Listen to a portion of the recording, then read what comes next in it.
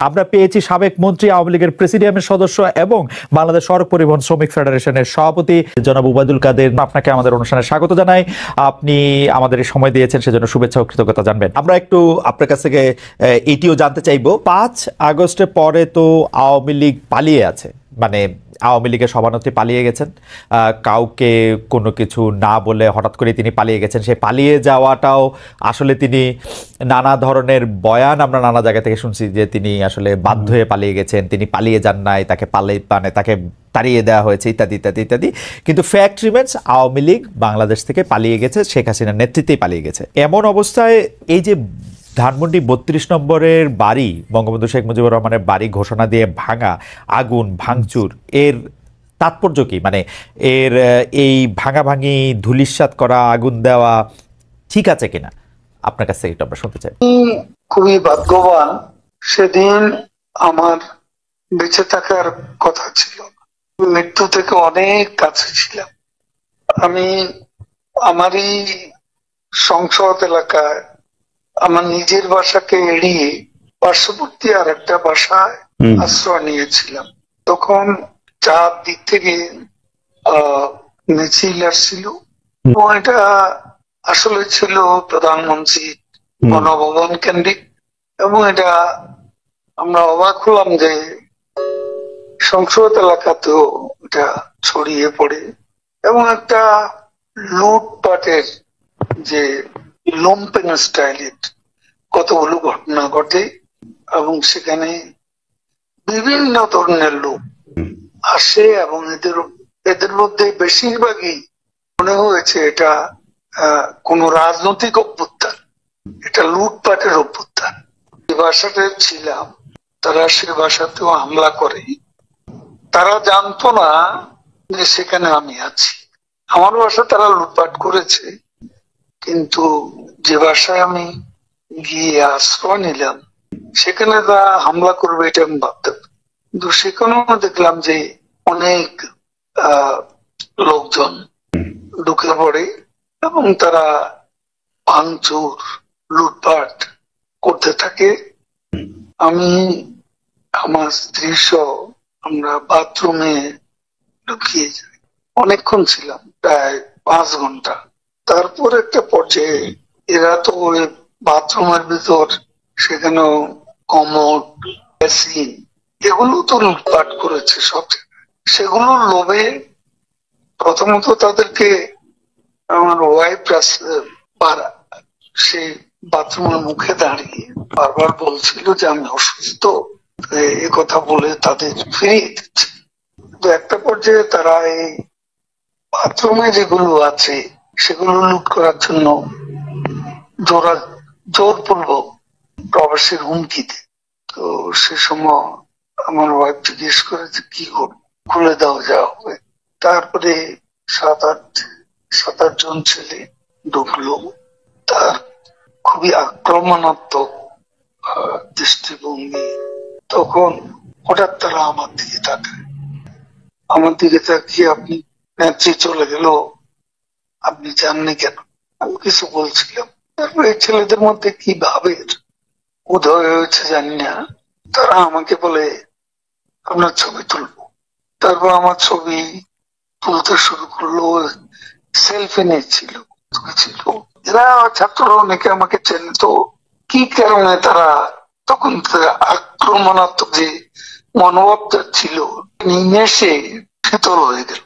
এরা ঠান্ডা মাজাজে তখন কথা বলছিল। এদের মধ্যে আবার এক পর্যায়ে একটা গ্রুপ তারা চেয়েছিল আমাকে রাস্তায় সেনাবাহিনী হাতে তুলে দিতে। কেউ কেউ আবার এটাও চেয়েছিল যে জনতার হাতে তুলে দিতে।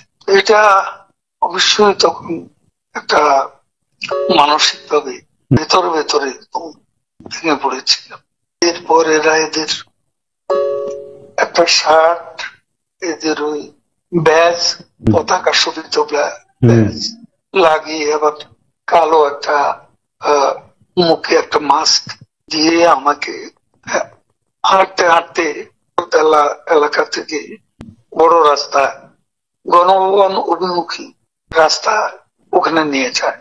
নিয়ে হঠাৎ করে কোত্থেকে ট্যাক্সি আসে, এটা ইজি বাইক, সেটা খালি ছিল, ওখানে কোনো গাড়ি ঘোড়া কিছু ছিল না। ওটা হঠাৎ করে কেন যেন এসে পড়ল, তো আমার ভাগ্য। এরা দুজনে আমাকে নিয়ে, আমার ওয়াইফকে নিয়ে ওটাতে উঠলো আর বলতে লাগলো, ওতে তো অসংখ্য মানুষ, চেক আপ সব জায়গায়। এরা বলতে লাগলো যে আমাদের চাষি অসুস্থ, হাসপাতালে নিচ্ছি, ডিস্টার্ব করবে না। এই করে করে নিয়ে গেল একটা অনেক দূরে একটা জায়গায়।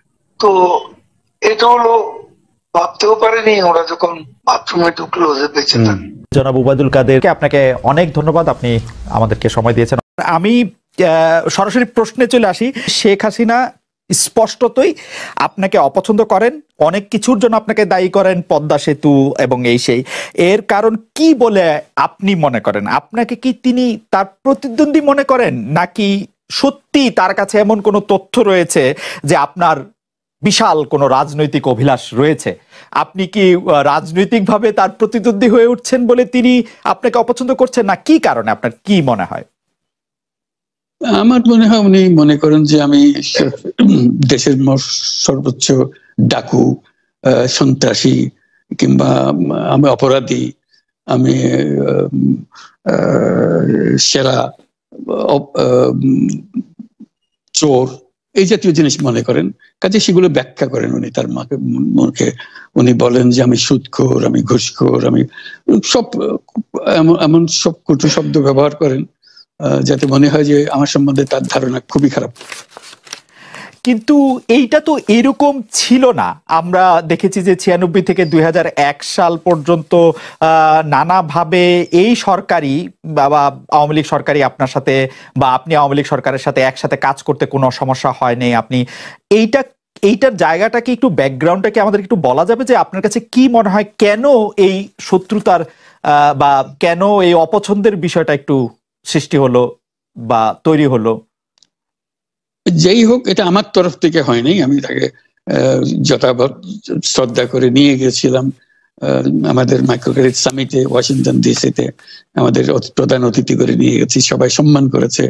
কারণ এই মাইক্রো ক্রেডিটটা তখন পৃথিবীর সামনে আসছে, বড় আকারে আসছে, এবং এটা বাংলাদেশের অবদান হিসেবে সবাই স্বীকৃতি দিচ্ছে। ওয়াশিংটনে দুনিয়ার সেরা যারা সবাই উপস্থিত ছিলেন, তার মধ্যে আমরা ওনাকে নিয়ে গেছিলাম এই জন্য যে বাংলাদেশের পক্ষ থেকে এই গৌরবটা যেন তিনি আমাদের পক্ষ হয়ে গ্রহণ করেন। উনিও রাজি হয়েছেন, উনিও গেছেন, করেছেন। কাজে এটা স্বাভাবিকভাবে এই সম্পর্ক থেকে যাওয়ার কথা ছিল, কিন্তু কি কারণে এটা ঘাটতি হতে আরম্ভ করলো বুঝতে পারলাম না। কিছুদিন পর থেকেই ওনার আচরণ এবং তার শব্দ পরিবর্তন হতে আরম্ভ করলো। এমন পরিবর্তন হলো, এখন আমাকে চোট বদমাইশ ছাড়া আর কোনো বিষয় উনি মনে করেন বলে মনে হয় না আমার কাছে। আসলে এটা নিয়ে কথা বলাটা একটু বিব্রতকরই, কিন্তু কেউ কেউ এটা বলে থাকেন যে বিশেষ করে যে 2007 সালে যে 111 সরকার আমরা যাকে বলি, তাদের যে বিরাজনীতিকরণের একটি চেষ্টা, সেই চেষ্টার মধ্যে আপনার অংশগ্রহণ আছে কিনা। যদিও বারবার বলা হয় যে আপনি আসলে সেই ক্ষমতাটা দখল করতে চেয়েছিলেন, অথচ আমরা উল্টা শুনেছি, আপনার মুখেও শুনেছি, যারা ওই সময় কুশলভ ছিলেন তাদের মুখেও শুনেছি যে আপনাকে আসলে অফার করা হলো, আপনি সেটি ফিরিয়ে দিয়েছিলেন। কিন্তু কেউ কেউ আবার বলে থাকেন আপনি একটা লম্বা সময়ের জন্য চেয়েছিলেন। এইটি কি একটা কোনো কারণ হতে পারে? এই ব্যাপারটি কি আমাদের দর্শকদের জন্য মানে বা ইয়েদের জন্য একটু আপনি পরিষ্কার করবেন, যে আপনি আসলে রাষ্ট্রের সর্বোচ্চ ক্ষমতায় বা রাজনীতির জায়গায়, দেশ পরিচালনায়, সেগুলিতে আপনি আসলে আসতে চেয়েছিলেন কিনা, চান কিনা, বা ওই জায়গা থেকে? যদি চাইতাম খালেদ, যদি চাইতাম, তখন যখন মিলিটারি আমার বাসায় এসে বসে রইল সারা রাত আমাকে রাজি করানোর জন্য, আমি তো লুফে নিতাম। রাজি করানোর জন্য বসে থাকতে হবে কেন? আমি যদি ক্ষমতায় চাইতাম বলে আর চলেন চলেন, কি করতে, কি কোন জামাটা পড়তে হবে দেখিয়ে দেন, এখনই যাচ্ছি। আমি তো সেটা করিনি। তাদের সঙ্গে তর্ক করেছি, সারা রাত ধরে তর্ক করেছে যে না ভাই আমাকে দিয়েন না, আমি এই কাজের উপযুক্ত না, আপনারা অন্য লোক খোঁজেন। তারা আমার উপরে মন ঠিক করে ফেলেছে আমাকে নিতে হবে।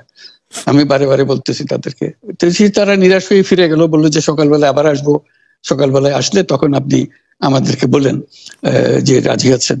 আমি বললাম না, সকালবেলা আসলে একই কথা পাবেন, কারণ আমি তো এটা এমন কিছু না যে মনের মধ্যে সন্দেহ রেখে, দ্বন্দ্ব রেখে আপনাদেরকে বলছি, অত্যন্ত পরিষ্কার ভাবে আপনাদের কাছে বলছি। ঠিক আছে, তা না হলে তো আমি সঙ্গে সঙ্গেই রাজি হয়ে যেতাম। কে ছাড়ে? আপনাকে দেশের পুরো সরকারের প্রধান হবার জন্য আহ্বান জানাচ্ছে, বাংলাদেশে এরকম কয়জন মানুষ আছে বলবো যে না আমি এই দায়িত্ব গ্রহণ করব না? আমি তো করলাম সেটা, এখন আমার নামে বলা হচ্ছে 10 বছর চেয়ে। আমি বছর নিয়ে প্রশ্নই উঠে না। প্রশ্ন হচ্ছে আগামীকাল সকালবেলা আপনি শপথ গ্রহণ করবেন, এই কথা। আমি বলছি না, করবো না। তারপরে এরপরে তো কয় বছর কয় কাণ্ড। আমি 10 বছর দিয়ে কি করবোটা কি? আমি 10 বছর দিয়ে, আমি তো বলছি আমি এই কাজের জন্য নই। দেশে আমার দেশ পরিচালনা করা আমার দায়িত্ব না, আমার কাজ না। আমি জানি না এটা কিভাবে করতে হয়, আমি যেটা জানি সেটা করি। Make sense. আপনার মেয়ে মনিকা ইউনুস সম্প্রতি একটি সাক্ষাৎকার দিয়েছেন CNN-এ। সেখানে আমি তাকে একটু যদি অনুবাদ করি তাহলে সেরকম পড়তে পারবো, যে আমি তাকে উদ্ধৃত করছি যে কোনো এক সময় প্রধানমন্ত্রী শেখ হাসিনা ও ডক্টর ইউনুস একসঙ্গে কাজ করেছেন। আমি আশা করি সেই সময়টা আবার ফিরে আসুক, শুধু গ্রামীণ কিংবা সংশ্লিষ্ট সব প্রতিষ্ঠানগুলোর ভালোর জন্যই নয়। যদি তারা আবারও একসঙ্গে কাজ করেন তাহলে সেটা চমৎকার হবে। এই মনিকা ইউনুসের এই আশা কি আপনারও মানে একই রকম আশা কিনা, যে প্রধানমন্ত্রী শেখ হাসিনা এবং ডক্টর ইউনুস একসঙ্গে কাজ করলে আরো কিছু চমৎকার কাজ হবে, বা এটা আপনি আশা করছেন এরকম কি? এটা কি এখন আমার জন্য করা যাচ্ছে না যে আমি নারাজ, যে করতে চাই না? তুমি ভাবখানা এমন করছো যেন আমি আপত্তি করছি, আমি কাজ করতে চাই না।